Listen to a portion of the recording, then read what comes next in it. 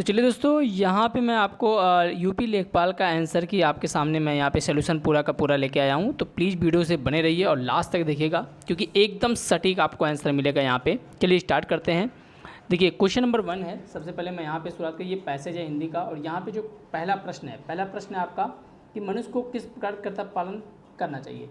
तो इसका जो आंसर हो जाएगा वो हो जाएगा बी। इसका सही आंसर क्या है? बी है। ठीक है, यहाँ देखिए जिन्होंने मुझे पेपर दिया है उन्होंने ऊपर एक सभी पे लगाया, तो ये आप बता दूँ कि इसका सही आंसर क्या हो जाएगा? बी। चलिए क्वेश्चन नंबर 2 पे करते हैं कि मनुष्यों ने सफलता की कुंजी किसे कहा है। तो मनुष्यों ने सफलता की कुंजी किसे कहा है? कह रहा है सफलता की कुंजी किसे कहा है, तो यहाँ पे असफलता को। ठीक है, चलिए थर्ड है कि असफल व्यक्ति क्या अर्जित कर सकता है। असफल व्यक्ति क्या अर्जित कर सकता है, तो यहाँ पे हो जाएगा बी, अनुभव की संपत्ति। क्या हो जाएगा? अनुभव की संपत्ति। चलिए क्वेश्चन नंबर 4 की तरफ चलते हैं, और क्वेश्चन नंबर 4 कह रहा है कैसे व्यक्ति का जीवन धीरे धीरे बोझ बन जाता है। तो यहाँ पे इसका आंसर होगा ए, यानी जो असफल होने पर दोबारा प्रयत्न नहीं करते हैं। दोस्तों मैं यहाँ पे आपको बहुत कम समय में पूरा का पूरा आंसर की दे रहा हूँ, क्योंकि क्या होता है कि बस आपको आंसर की आपको मैच कराना है। ठीक है, ज़्यादा टाइम नहीं लूँगा, तो वीडियो को लास्ट तक जरूर कीजिएगा।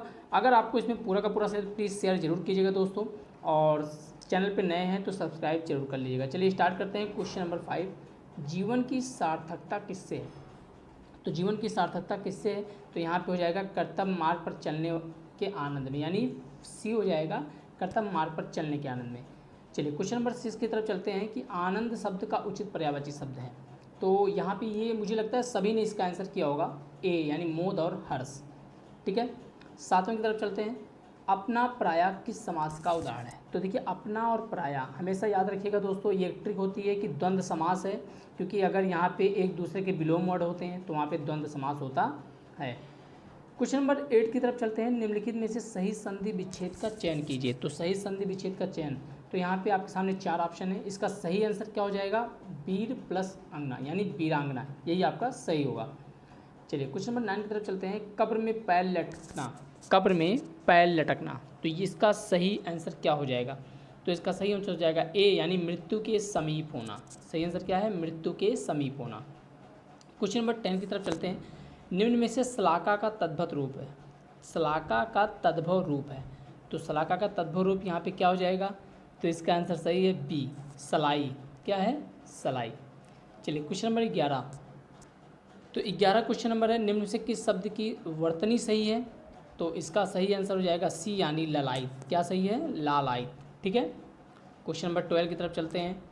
क्वेश्चन नंबर 12 कह रहा है निम्नलिखित शब्दों पर विचार कीजिए। तो इसका सही आंसर क्या हो जाएगा? डी, यानी हितैषी। कुछ चौथा। ठीक है, चलिए यहाँ पे देखिए, एक मिनट दोस्तों, यहाँ पे क्वेश्चन का लेवल कुछ और, चलिए मैं बता देता हूँ यहाँ पे, एक मिनट। देखिए इसका आंसर दोस्तों हो जाएगा तीसरा और चौथा, क्योंकि यहाँ पे पूछा है कौन से शब्द शुद्ध हैं। जो शब्द शुद्ध है उनको चयन करना है, तो हितैषी और विस्मरण ये तो सही है, यानी तीसरा और चौथा इसका सही आंसर हो जाएगा। चलिए अब यहाँ पे देखते हैं कि नेक्स्ट है आपका, जी, तो 13 है, निम्न से कौन सा शब्द स्त्रीलिंग नहीं है। तो स्त्रीलिंग कौन सा नहीं है ये पूछ रहा है, तो यहाँ पे हो जाएगा सी, यानी भिक्षा आपका स्त्रीलिंग नहीं है। 14 क्वेश्चन नंबर 14 कह रहा है किस विकल्प में सही विलोम युग्म है। तो 14 में क्या हो जाएगा इसका आंसर? वी, यानी वी में इसका हो जाएगा, और ये हो जाएगा कृपणदाता। क्या हो जाएगा? कृपणदाता, 14 का बी। चलिए क्वेश्चन नंबर 15 यानी 15, और 15 कह रहा है जीवन पति का समानार्थी शब्द है। तो इसका हो जाएगा ए, यानी यमराज। क्वेश्चन नंबर 16 की तरफ चलते हैं, जिसे इंद्रियों से अनुभव ना किया जा सके, अनेक पद के लिए एक शब्द है। तो इसका आंसर क्या हो जाएगा? अतीन्द्रिय, अतीन्द्रिय, ये इसका सही आंसर है। चलिए 17 की तरफ चलते हैं, कौन सा शब्द पुल्लिंग है। तो कौन सा शब्द पुल्लिंग है? 4 ऑप्शन आपके पास दिया है। तो इसका 17वें का सही है विवाह। क्या हो जाएगा? विवाह। 18वें का है पंखा का बहुवचन क्या होगा। पंखा का बहुवचन क्या होगा? तो पंखे। ठीक है, ये आपका सही है डी। दुशासन, दुशासन का संधि विग्रह क्या होगा? 19 क्वेश्चन नंबर है, इसका सही आंसर हो जाएगा दुशासन, यानी सी हो जाएगा। क्या हो जाएगा? C answer. ठीक है, चलिए अब मैं 20 की तरफ चलता हूँ। तो क्वेश्चन नंबर 20 यानी 20वां नंबर क्या कह रहा है? तो 20वां नंबर कह रहा है निम्नलिखित में से तत्सम शब्द है, यानी तत्सम वो शब्द होते हैं जो संस्कृत के शब्द होते हैं, और ठीक है हिंदी में इनका ज्यों का त्यों प्रयोग होता है। तो यहाँ पे आप देख सकते हैं निम्नलिखित में तत्सम शब्द क्या हैं। 20वां क्वेश्चन नंबर है, तो इसका हो जाएगा डी यानी अक्षर। क्या हो जाएगा? अक्षर। 21वां कह रहा है निम्नलिखित में से कौन सा वाक्य अशुद्ध है। तो कौन सा वाक्य अशुद्ध है आपको ये पूछ रहा है, ठीक है। चलिए, तो यहाँ पे 21वें नंबर क्वेश्चन है और 21वें का जो क्वेश्चन है वो आपका ये हो जाएगा। देखिए यहाँ पे मैं बता दे रहा हूँ आपका, ये सही है, मतलब कह रहा है कौन सा वाक्य अशुद्ध है, ठीक है।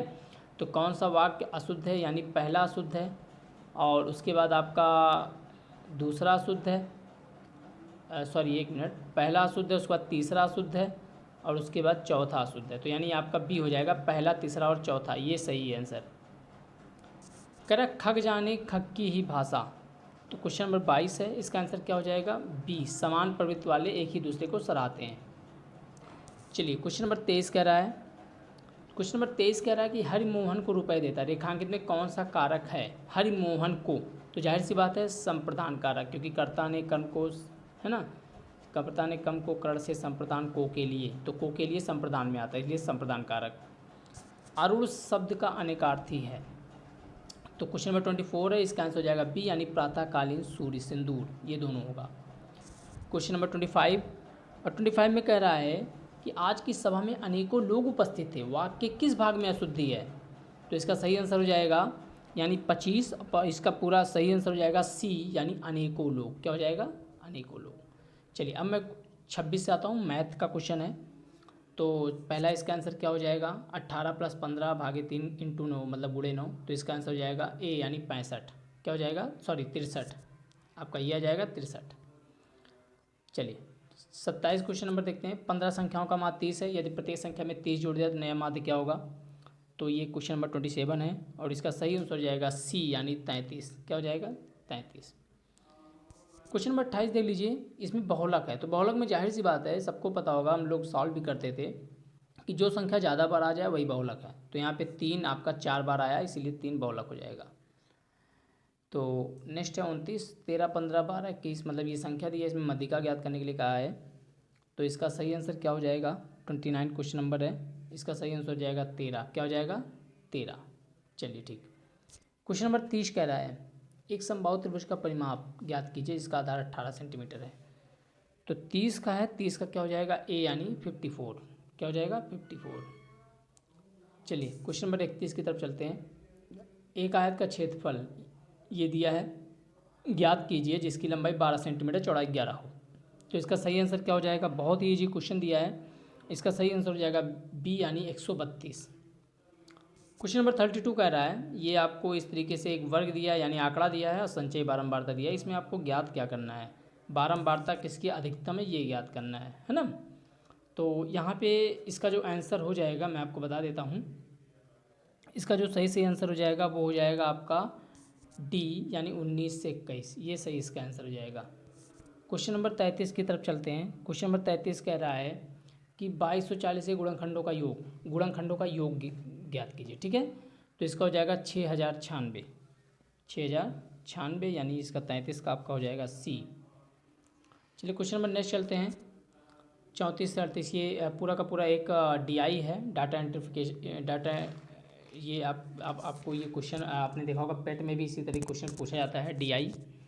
और यहाँ से क्वेश्चन काफ़ी आसान होते हैं अगर आपने समझ लिया तो यहाँ से क्वेश्चन नंबर 34 का जो पहला क्वेश्चन है यानी 34, तो इसका आंसर क्या हो जाएगा कि उन वर्षों की संख्या का अनुपात जिनमें एक कंपनी की आय औसत से कम है और जिनकी आय औसत से अधिक है। तो यहाँ पे मैं केवल आपको आंसर ही बताऊँगा, ठीक है। ये देखिए आपका इसका हो जाएगा 5:3, 34 का सी 5:3।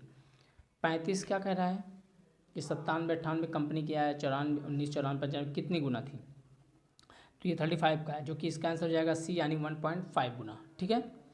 चलिए, 36 क्या कर रहा है? 96, 97 कंपनी की आय समीक्षाधीन अवधि में औसत आय का लगभग कितना प्रतिशत थी। तो इसका आंसर हो जाएगा 125%, 125%, ठीक है, ये हो जाएगा। चलिए 37 की तरफ बढ़ते हैं। 1997, 98 कंपनी की आय 93, 94 की तुलना में कितना प्रतिशत वृद्धि क्या थी। तो ये आपसे पूछ रहा है 37, और इसमें क्या हो जाएगा? बी इसका आंसर हो जाएगा यानी 100 हो जाएगा। क्या हो जाएगा? 100। चलिए, अब कह रहा है 1994, 95 में 95, 96 तक कंपनी की आय में लगभग कितनी प्रतिशत गिरावट थी। तो क्वेश्चन नंबर 38 है और इसका सही आंसर हो जाएगा ए यानी 7% की गिरावट, 7। क्वेश्चन नंबर 39 कह रहा है कक्षा मतलब 21 से 25 का बारंबारता घनत्व कितना है। तो ये डाटा पूरा दिया है, इसको सॉल्व करेंगे तो इसका आंसर जो आपका आएगा सी, यहाँ पे 1 मिनट, हाँ 39 है, और इसका देखिए आंसर जो आपका आ जाएगा वो आपका सी आएगा, 4 आएगा। ठीक है, चलिए 40 क्वेश्चन नंबर है, और इसमें क्या कर रहा है, हिस्टोग्राम एक प्रकार का होता है। तो हिस्टोग्राम एक प्रकार क्या होता है, तो यहाँ पे कह रहा है हिस्टोग्राम एक प्रकार आपका आवृत्ति आरेख होता है। इस चीज़ को ध्यान दिए, आवृत्ति आरेख यानी फ्रीक्वेंसी डायग्राम। ठीक है, चलिए क्वेश्चन नंबर 41, एक त्रिभुज का क्षेत्रफल समान आधार पर और समानांतर रेखाओं के बीच के समानांतर चतुर्भुज का क्षेत्रफल होता है। तो यहाँ पे क्या हो जाएगा 41 का, ये हो जाएगा आपका हाफ यानी आधा। ठीक है, कितना हो जाएगा, आधा। 42 क्या कर रहा है, यह त्रिभुज ए बी सी, बी पे समकोण है और ए बी बराबर 12 सेंटीमीटर, इसी बराबर 13, तो बी सी ज्ञात कीजिए। तो इसका आंसर क्या हो जाएगा, इसका आंसर हो जाएगा 5 सेंटीमीटर। आंसर क्या हो जाएगा, ए, यानी 42 का ए हो जाएगा 5 सेंटीमीटर। फिर कह रहा है 43, द्विघात समीकरण x² - 4x - 1 = 0 के मूल है। इसका सही आंसर क्या होगा, 43 का ए हो जाएगा, 2 ± √5, 2 ± √5। ठीक है, चलिए क्वेश्चन नंबर 44 की तरफ चलते हैं, और यहाँ पे कह रहा है कि अमित अपना मोबाइल 1820 की दर से बेचता है और 30% की हानि वहन करता है। फिर कह रहा है उसे अपना मोबाइल किस दर पर बेचना चाहिए कि 30% का लाभ हो। तो इसका सही आंसर क्या हो जाएगा, बी, यानी 3380 हो जाएगा। क्या हो जाएगा, 3380। चलिए क्वेश्चन नंबर 45 पे तरफ चलते हैं, और कह रहा है राहुल का वेतन मोहन के वेतन से 20% देकर राहुल को अपने वेतन पर 30% की वृद्धि मिली, जबकि मोहन को अपने वेतन 40% की वृद्धि मिली। तो वेतन वृद्धि के बाद राहुल का वेतन मोहन के वेतन से लगभग कितने % अधिक है। तो यहाँ पे इसका सही आंसर क्या हो जाएगा, यानी क्वेश्चन नंबर 45 है, आप इसको जब सॉल्व करेंगे तो इसका सही आंसर आ जाएगा 11%, यानी 11% आएगा। चलिए नेक्स्ट चलते हैं, 3/8, 2/8 एंड 2/6 एंड 4/7 का लघुत्तम समापवर्तक ज्ञात कीजिए। तो लघुत्तम एलसीएम इसका पूछ रहा है, और एलसीएम इसका क्या हो जाएगा, डी, यानी 12। इसका एलसीएम कितना आएगा, 12। ठीक है, चलिए दो संख्याओं का एचसीएफ 11 और उनके एलसीएम के अंदर दो गुणनखंड 13, 17 है। दो संख्याओं में छोटी संख्या है तो 47 है, और इसका आंसर क्या हो जाएगा, 143। क्या हो जाएगा, 143। चलिए क्वेश्चन नंबर 48 चलते हैं, और यहाँ पे कह रहा है समांतर चतुर्भुज के विकर्णों की लंबाई क्रमशः 8 सेंटीमीटर, 6 सेंटीमीटर है, और इसकी एक भुजा की माप 5 सेंटीमीटर है। दूसरी भुजा की अनुमानित लंबाई कितनी होगी। तो इसका आंसर क्या हो जाएगा, इसका आंसर हो जाएगा 5। कितना हो जाएगा, 5। ठीक है, चलिए सम चतुर्भुज का परिमाप 120 मीटर है, सेंटीमीटर है, और किन्हीं दो समानांतर भुजाओं के बीच की दूरी 12 सेंटीमीटर है। तो सम चतुर्भुज का क्षेत्रफल ज्ञात कीजिए। तो इसका सही आंसर क्या होगा, तो इसका आंसर हो जाएगा बी, 360। कितना हो जाएगा, 360। मैथ का लास्ट क्वेश्चन देखते हैं, एक बारंबारता बहुभुज अनेक भुजाओं वाले होता है, तो क्या होता है। तो इसका सही आंसर हो जाएगा बंद आकृति। क्या हो जाएगा, बंद आकृति, क्लोज फिगर जिसको हम बोलते हैं, बंद आकृति। चलिए अब हम क्वेश्चन 51, और ये आपका है जीएस का क्वेश्चन है। चलिए यहाँ पे देखते हैं, नई प्रौद्योगिकी का उपयोग करके ईंधन की बढ़ी हुई दक्षता से मनुष्य और पर्यावरण को कैसे लाभ होता है। तो कह रहा है इसका सही जो आंसर हो जाएगा वो यह प्रदूषण और खपत में कमी आएगी, क्योंकि जब नई प्रौद्योगिकी होगी तो जाहिर सी बात है प्रदूषण खत्म होगा, और जो कंजप्शन जो ज़्यादा होता है उसमें कमी आएगी। 52 क्वेश्चन कर रहा है, कौन नेपाल में हिमालय पर्वतमाला में एवरेस्ट बेस कैंप को फतह करने के सबसे कम उम्र में भारतीय पर्वतारोही बन गया। तो 52 है, और इसका सही आंसर हो जाएगा रिधम ममानिया, बी। ठीक है, चलिए 53 क्वेश्चन नंबर है, किस देश ने मई 2022 में ब्रिक्स विदेश मंत्रियों की बैठक की अध्यक्षता की। तो किसने की, ये भारत देश है, भारत देश ने किया था बैठक इसका। सुभाष चंद्र बोस को देश का नायक किसने कहा। तो देश का नायक किसने कहा, रविन्द्रनाथ टैगोर ने, यानी 54 का बी। उसके बाद आते हैं 55 पर, किस रियासत के खिलाफ अभियान को ऑपरेशन पोलो। तो सबको पता है हैदराबाद, बहुत ही फेमस क्वेश्चन है, हैदराबाद में ऑपरेशन पोलो के तहत इसको विलय किया गया भारत में। अगर आप भारत में निम्नलिखित में से किस राज्य में सबसे कम लोकसभा सीटें हैं। तो सबसे कम लोकसभा सीटें किस में हैं, तो वो है आपका सिक्किम में। सिक्किम में सबसे कम लोकसभा सीटें हैं। ईएफटी का पूर्ण रूप क्या होता है, तो electronic fund transfer, electronic fund transfer इसका पहला हो जाएगा। बाफिन द्वीप किस देश में है, तो ये आपका कनाडा है, यानी 58 का डी, ये जो है आपका कनाडा में है। 59 पूछ रहा है कि प्रेस की स्वतंत्रता किस संविधान के अनुच्छेद में, तो अनुच्छेद 19 में, आर्टिकल 19, इसी में आपका प्रेस की स्वतंत्रता है। ठीक है, यानी आप कह सकते हैं कि अभिव्यक्ति की आज़ादी इसी में है। 60 कह रहा है किस पंचवर्षीय योजना के बाद रोलिंग प्लान लागू किया गया। तो ये बहुत ही इजी क्वेश्चन है, बार बार पूछा जाता है 5वीं पंचवर्षीय योजना में, उसके बाद रोलिंग प्लान लाया गया था। फिर कह रहा है 1942 में भारत छोड़ो प्रस्ताव पारित किया गया, तो भारत का वायसराय कौन था। तो देखिए यही है लॉर्ड लिनलिथगो, जो सबसे ज़्यादा समय तक भारत में रहा, मतलब यहाँ पे इस पद पर। तो लॉर्ड लिनलिथगो, यानी जब 1942 के टाइम पीरियड में ये था। BC राय पुरस्कार किस क्षेत्र में दिया जाता है। तो ये हो जाएगा आपका C यानी चिकित्सा। किस क्षेत्र में, चिकित्सा। क्वेश्चन नंबर 63 की तरफ चलते हैं कि में से भारतीय संविधान किस अनुच्छेद राज्य के नीति निषेध तत्व शामिल है। तो 36 से 51 जो भारत में 36 से 51 जो है संविधान के नीति निषेध तत्व में शामिल है। कह रहा महात्मा गांधी ने नमक सत्याग्रह कहाँ शुरू किया। तो ये साबरमती आश्रम से, क्योंकि यहीं पे अपना आश्रम बना के रहते थे, तो यहाँ से इन्होंने स्टार्ट किया साबरमती आश्रम से। फिर कह रहा सती प्रथा को किसने, लॉर्ड विलियम बेंटिंक के द्वारा। विलियम बेंटिंक ने इसको समाप्त किया राजा राम मोहन राय के साथ मिलकर। ब्रिटिश शासन और भारत की अधिकांश जनसंख्या जीविका किस पे निर्भर थी। तो सबको पता है प्राथमिक क्षेत्र, प्राथमिक क्षेत्र का मतलब कृषि से संबंधित थी, कृषि पे निर्भर थी। और फिर कह रहा है उत्तर प्रदेश में भारतीय संघ में कितने राज्यों के साथ अपनी सीमा साझा करता है। तो देखिए ये आप देखोगे तो 9 आएगा, लेकिन यहाँ पे 8 है, तो इसलिए 8 पे हम टिक करेंगे, तो 9 आता है। उत्तर प्रदेश की अर्थव्यवस्था कृषि पर आधारित है, जाहिर सी बात है। देखिए एक ही क्वेश्चन 2 बार पूछा है, ये बहुत ही मतलब मान चलिए कि ये आपके लिए प्लस पॉइंट है। थोड़ा सा भी अगर दिमाग लगाए तो आपको नंबर मिल जाएगा। कह रहा सबसे लंबा राष्ट्रीय राजमार्ग कौन सा है जो उत्तर प्रदेश से होकर गुजरता है। तो कौन सा है, NH2 सबसे लंबा राष्ट्रीय राजमार्ग है, ठीक है। 70 का निम्नलिखित किस अनुसूचित जनजाति की जनसंख्या उत्तर प्रदेश में सबसे अधिक है। तो किसकी है, तो अगरिया की सबसे ज़्यादा है, ठीक है। अगरिया जनजाति जो है इसकी जनसंख्या सबसे ज़्यादा है। चलिए ठीक है, क्वेश्चन नंबर 71 पे चलते हैं। कौन सा जलडमरू भूमध्य सागर को डार्टिंग मार्गर से जोड़ता है। तो ये आपका जिब्राल्टर है, जिब्राल्टर। मैंने इसके लिए एक ट्रिक बनाया था, आप मेरे क्लास में देखेंगे बैच में, तो वहाँ पे आपको मिलेगा पर्यावरण क्लास में। तो मैंने बनाया था AZB, इसका मतलब AB के बीच में Z है, तो A से अटलांटिक, B से भूमध्य सागर, ठीक है। सॉरी, A से आपका देखिए यहाँ पे अटलांटिक हो जाएगा, और यहाँ से B से भूमध्य सागर, तो Z से जिब्राल्टर। तो जिब्राल्टर क्या कर रहा है, AB को जोड़ रहा है, ये एक ट्रिक था।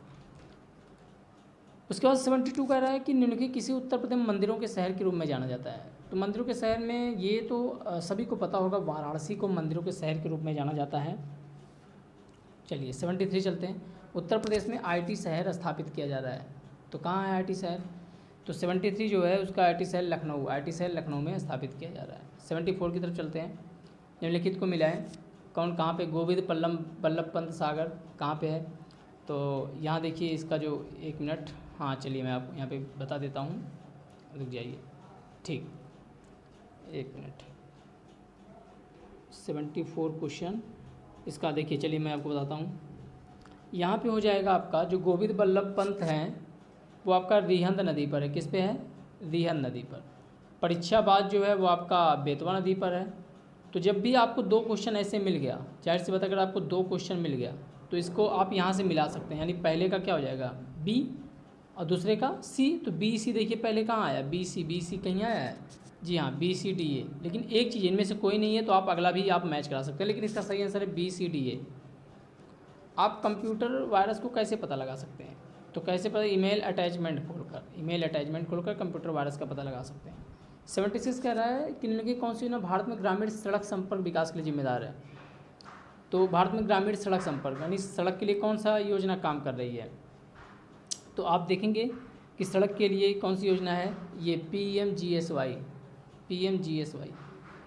फिर कह रहा है निम्नलिखित में से किस योजना का उद्देश्य पूरे भारत में महिला स्व सहायता मॉडल को सशक्त बनाना है। तो कौन सा है, तो यह आ जाएगा राष्ट्रीय ग्रामीण आजीविका मिशन। चलिए क्वेश्चन नंबर 78 पर जाते हैं। कौन सी योजना के तहत किसी भी ग्रामीण परिवार के वयस्क को एक वित्तीय वर्ष में 100 दिन के रोजगार गारंटी की योजना दी जाती है जो अकुशल शारीरिक कार्य करने के इच्छुक हैं। तो कौन सा हो जाएगा इसका, तो यहाँ पे हाँ 78 100 दिन के लिए जो काम दिया जाता है ये कौन सा हो जाएगा।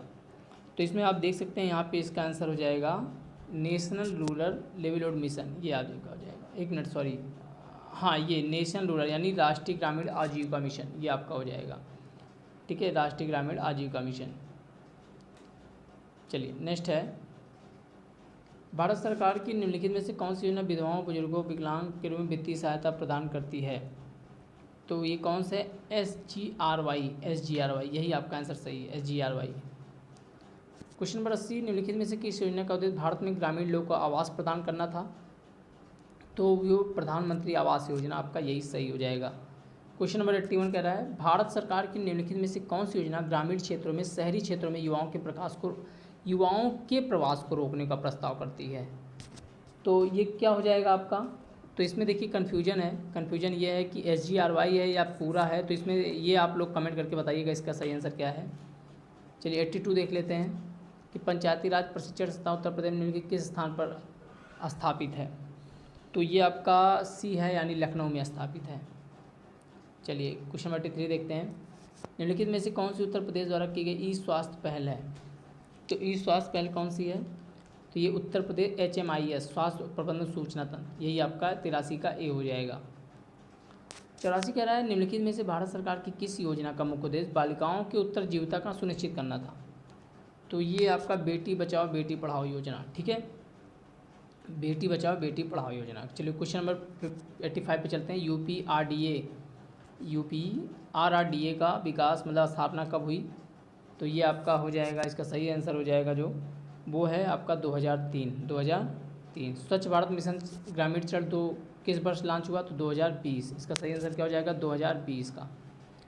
चलिए क्वेश्चन नंबर 87 चलते हैं, निम्नलिखित में से किस संस्थान का मिशन भूमि संसाधनों के स्वास्थ्य और उत्पादकता को एक अस्थायी तरीके से संरक्षित करना और सभी संभावित खेती भूमि की रक्षा पुनर्वास और पुनः उत्पन्न करना था?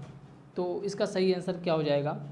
इसका सही आंसर हो जाएगा A, उत्तर प्रदेश भूमि सुधार निगम, उत्तर प्रदेश भूमि सुधार निगम।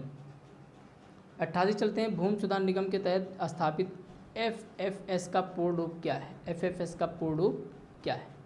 तो इसका सही आंसर क्या हो जाएगा? तो इसका सही आंसर हो जाएगा, आप देख सकते हैं यहाँ पे, इसका सही आंसर हो जाएगा आपका फार्मर फील्ड स्कूल। चलिए 89 चलते हैं, केंद्र सरकार की निम्नलिखित में से कौन सी योजना धुआं मुक्त ग्रामीण भारत की परिकल्पना करती है? तो धुआं मुक्त तो सबको पता है, ये प्रधानमंत्री उज्ज्वला योजना, ठीक है, उज्ज्वला योजना जो गैस सिलेंडर दिया जाता है वही योजना के तहत ये योजनाएं हैं, ठीक है।